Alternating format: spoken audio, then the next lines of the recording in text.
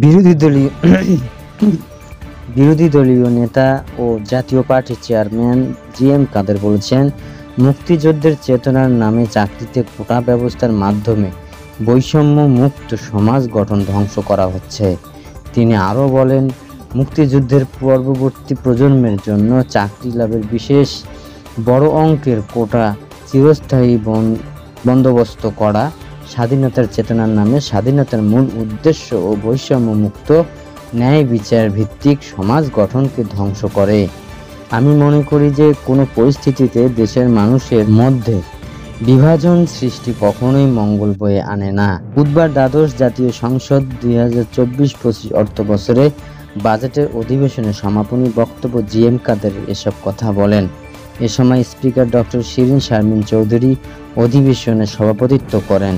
বিরোধী দলীয় নেতা বলেন, এ কথা যেন আমরা ভুলে না যাই যে ইতিহাস সাক্ষ্য দেয় বৈষম্যের বিরুদ্ধে সংগ্রামে আন্দোলনে জয়লাভের জন্য যে কোনো ত্যাগ স্বীকার করতে এবং যে কোনো পর্যায়ে যেতে প্রস্তুত থাকে।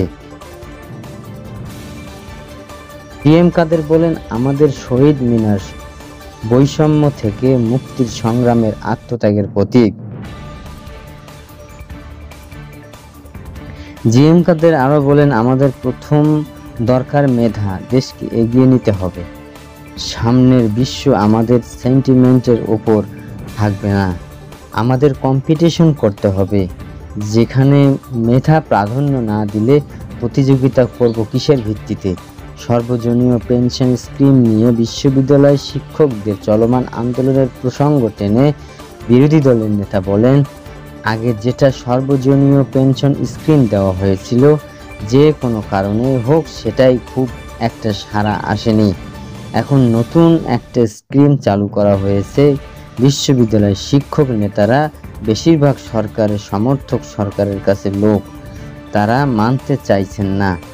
অনেকে মনে করছেন সুযোগ সুবিধা আগের চেয়ে কম, অনেকে এটা মনে করছেন না, তারপরও মানছেন না।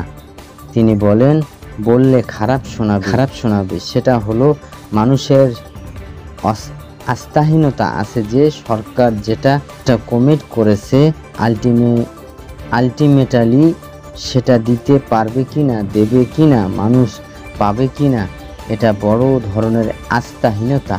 এটা আমাদের সরকারের কারো জন্যই মঙ্গলজনক নয়।